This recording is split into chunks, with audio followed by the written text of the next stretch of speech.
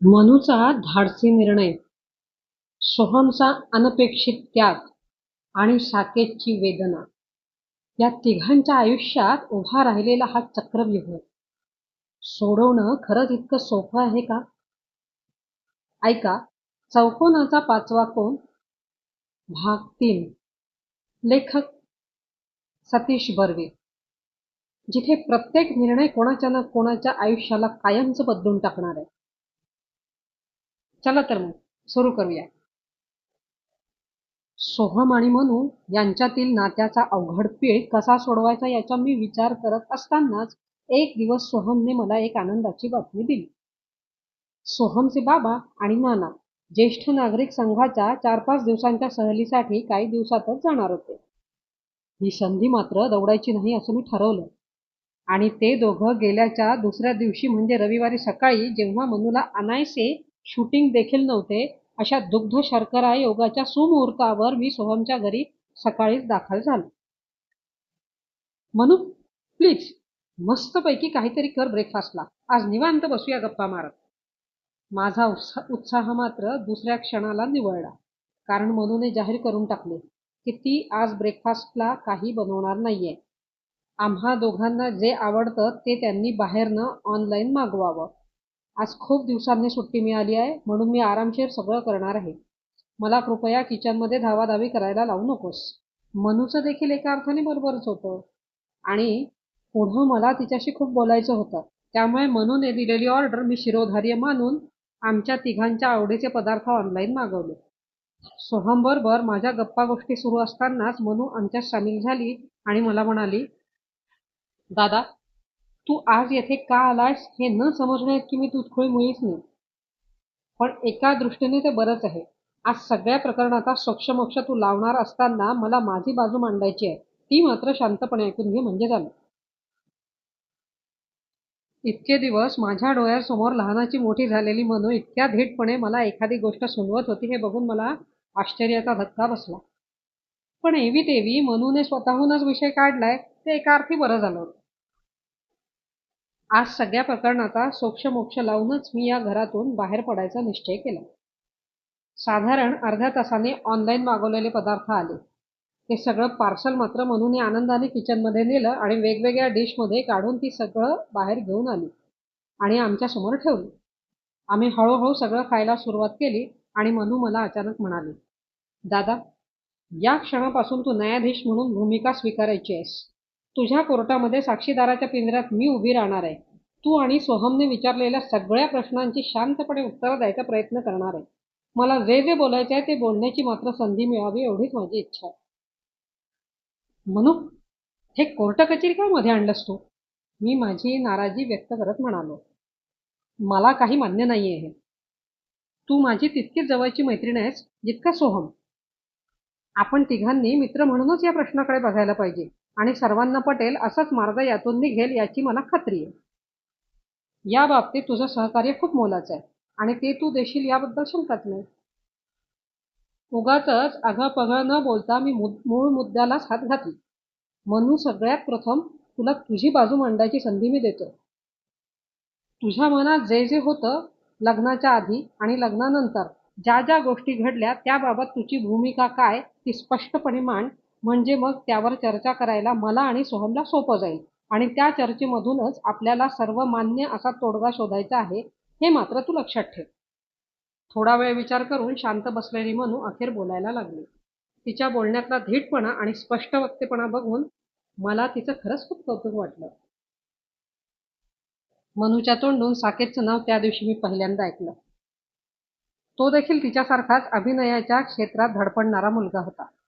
मूळचा कोकणवासी, पण निव्वळ अभिनयाच्या वेडापायी मुंबईला आला आणि आपल्या आत्याच्या घरी राहत होता. मनूचं आणि त्याचं कॉलेज एकच आणि त्यात परत अभिनयाचे वेड. त्यामुळे त्या निमित्ताने त्या दोघांची एकमेकांशी ओळख व्हायला वेळ लागला नाही. दोघांनाही एकमेकांचा स्वभाव आवडला आणि एकत्र काम करण्यात मजा येत होती आणि आनंदही वाटत होता. दोघांनी एकत्र काम केलेल्या कित्येक एकांकिका आंतरमहाविद्यालयीन एकांकिका स्पर्धेत गाजत होत्या आणि त्याचबरोबर त्या दोघांचं नाव देखील. अशाच एका गाजलेल्या एकांकिकेच्या जोरावर त्या दोघांना एका मराठी मालिकेच्या ऑडिशनसाठी बोलावणं आलं. तिकडच्या निवड चाचणीमध्ये दोघांना यश मिळालं आणि अंतिमतः त्या मालिकेमध्ये काम करायची संधी दोघांच्या वाट्याला आली. दोघांनी खरं म्हटलं तर आपापल्या संधीचं सोनंच केलं.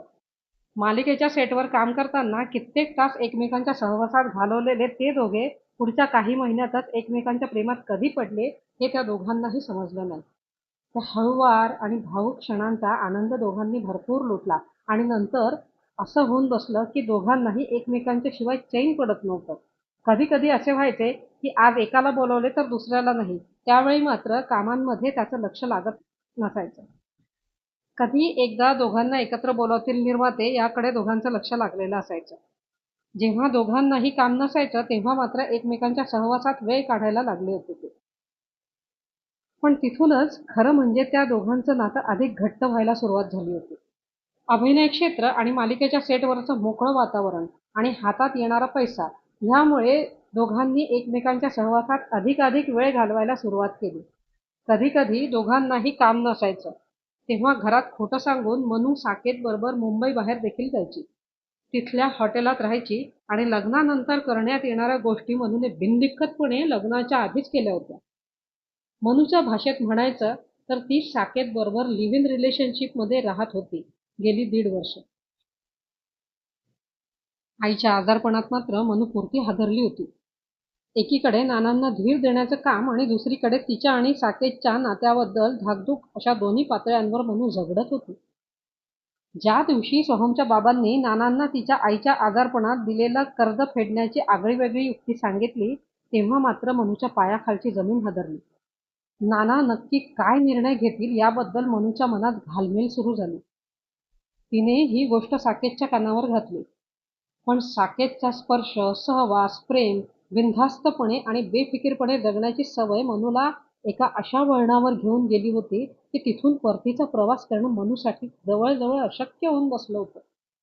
दिवसेंदिवस नाना काय निर्णय घेतील या चिंतेत मनू होती. कधी-कधी तिच्या कामावर देखील या चिंतेमुळे परिणाम होत होता. त्याच वेळी तिच्यासाठी वेडा झालेला साकेत त्याच्या बाजूने निर्णय घेण्यासाठी तिच्यावर दडपण आणत होता. त्या दोघांचं नातं इतकं पुढे गेलं होतं की आता पुढे जाऊन लग्न करण्यावाचून मनूजवळ काही पर्याय उरला नव्हता. शेवटी एक दिवस सगळा धीर एकवटून तिने नानांच्या कानावर तिच्या आणि साकेतच्या नात्याची कबुली दिली. ते ऐकून नानांना खूप धक्का बसला.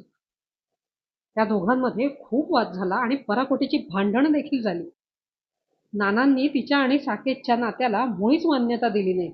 उलट सोहमच्या बाबांनी तिच्या आणि सोहमच्या लग्नाचा जो प्रस्ताव नानांसमोर ठेवला होता त्यावर लवकरात लवकर निर्णय घे असं नानांनी तिला बजावलं. नाना खरं म्हणजे वेगळ्याच कात्रीत सापडले होते. नक्की काय निर्णय घ्यायचा ते त्यांना समजत नव्हतं.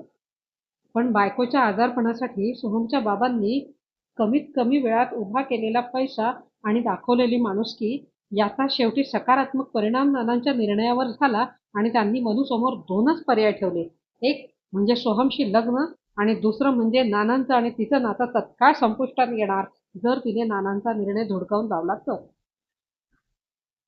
नानांना मात्र खात्री होती मनूवर केलेल्या संस्कारांची आणि ती योग्य तो निर्णय घेईल याची. कारण नुसतं प्रेम असून चालत नाही. संसार चालवण्यासाठी आर्थिक बाजू देखील भक्कम असावी लागते आणि सोहमकडे ती होती.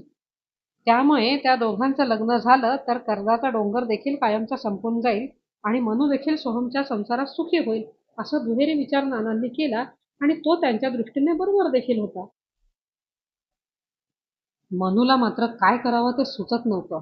नानांनी तिला मानसिकदृष्ट्या अशा दडपणाखाली आणलं होतं की नानांच्या विरुद्ध जायला तिचं मन धजावत नव्हतं. पण दुसरीकडे साकेतच्या प्रेमाला तिला मुकावं लागणार होतं. हे देखील तिला मंजूर नव्हतं.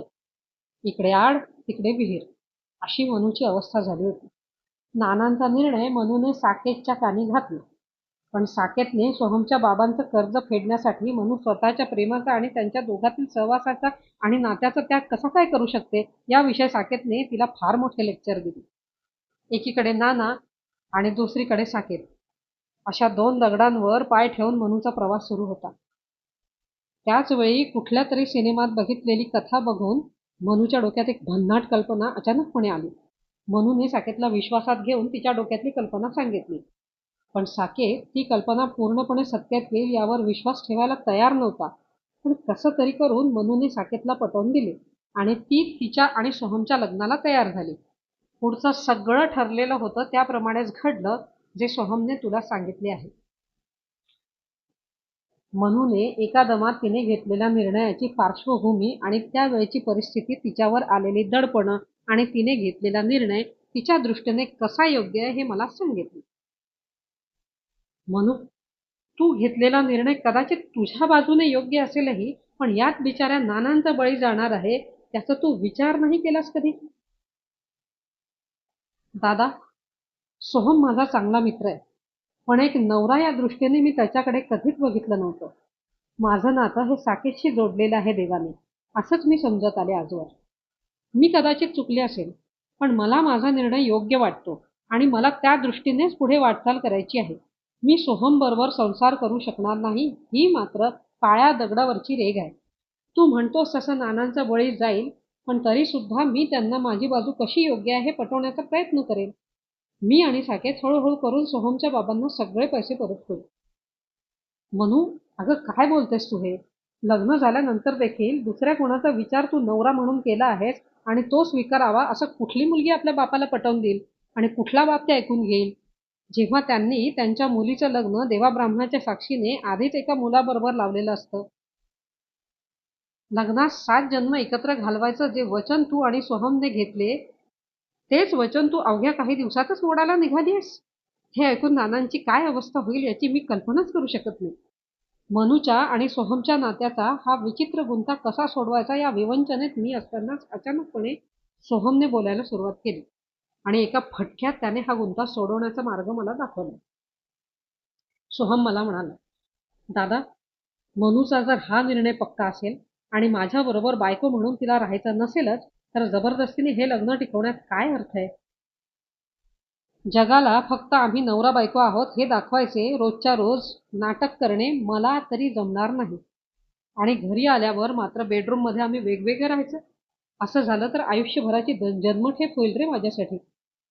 त्याच्यापेक्षा तिने साकेतकडे जावं, हा पर्याय मला योग्य वाटतो आणि मला मान्य देखील आहे. मी तिला या लग्नबंधनातून ती म्हणेल तेव्हा मोकळं करायला तयार आहे. अरे सोहम, काय बोलतोस तू हे? सगळ्या जगाला माहिती आहे तुमच्या दोघांचं लग्न झालेलं आणि काही दिवसातच काडीमोड. अरे मनूला समजवायच्या ऐवजी तू स्वतःलाच तुमच्या नात्यातून मोकळं करायला निघालायस.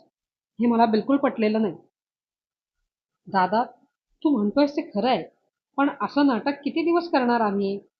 या अशा संसारात कसला आलाय सुख, कसला आलाय समाधान आणि कसला मिळणार आहे आनंद? न पेक्षा तिला तिच्या मार्गाने जाऊ दे. मी तिने घेतलेला हा निर्णय आनंदाने स्वीकारेन आणि यापुढे उरलेलं आयुष्य एकटा म्हणून जगेन. आमचं बोलणं सुरू असतानाच मनू बरेचदा हातबाहेर करत होती. स्वयंपाकघरात जाऊन मनूने आमच्यासाठी चहा देखील केला. आमचं बोलणं संपत असतानाच अचानक दारावरची बेल वाजली. सोहमने दार उघडलं. दारावर एक अनोळखी व्यक्ती उभी होती आणि त्याला बघून मनू सामोरी गेली आणि ती व्यक्ती आत आली आणि मनूने लगेचच त्या व्यक्तीशी ओळख आमच्या दोघांशी करून दिली. सोहम आणि दादा, हा आहे साकेत. आज सगळं प्रकरण संपवण्याच्या दृष्टीने तू आला आहेस, तर मी विचार केला याला देखील बोलावून घ्यावं आणि तुमच्या समोर उभं करावं. स्वयंपाकघरामध्ये चहा करायला गेले होते तेव्हा मी याला फोन केला आणि बाहेर काय चाललंय याची इत्थंभूत माहिती दिली आणि या प्रकरणाचा शेवट करायचा असेल तर त्याने इथे येणं किती आवश्यक आहे हे मी त्याला पटवून दिलं आणि म्हणून तो इथे आलाय.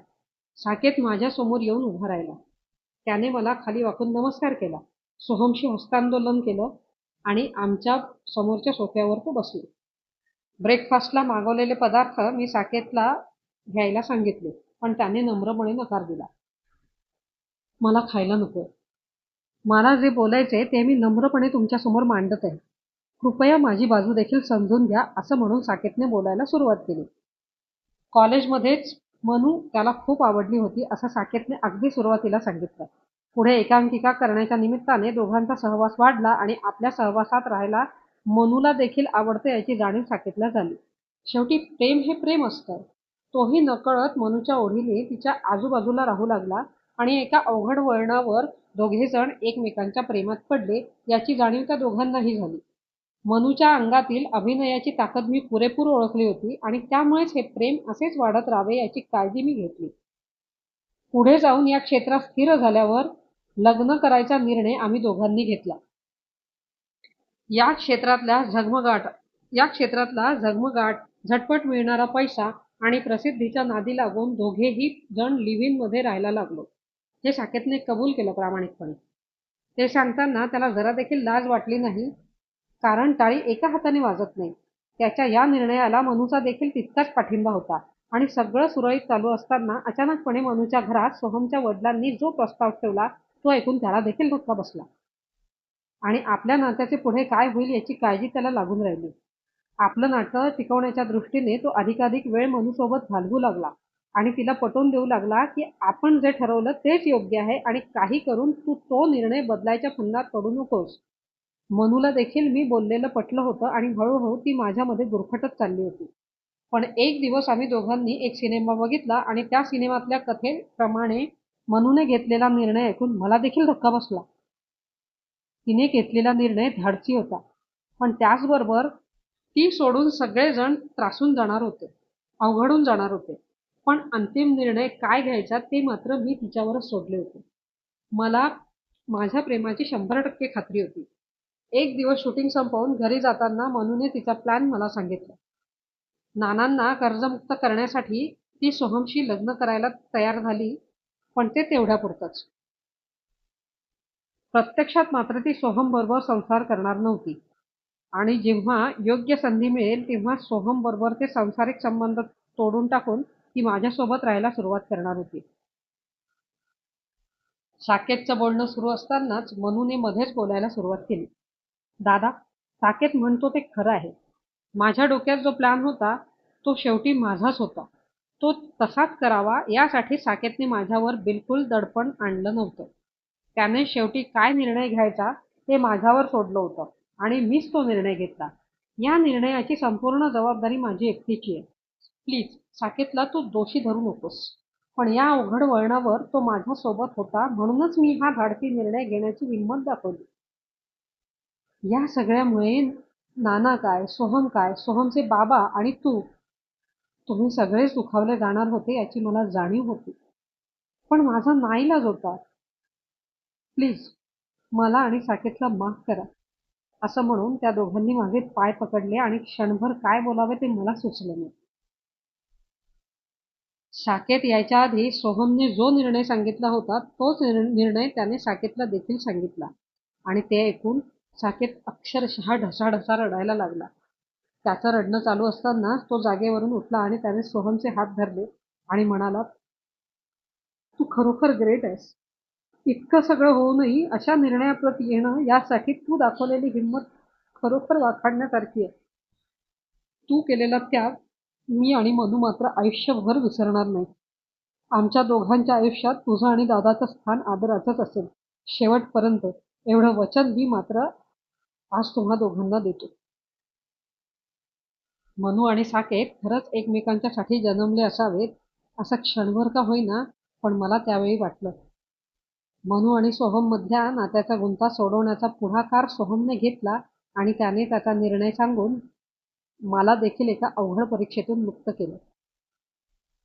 जे झालं हे इथपर्यंत ठीक होतं, पण खरा प्रश्न पुढे होता.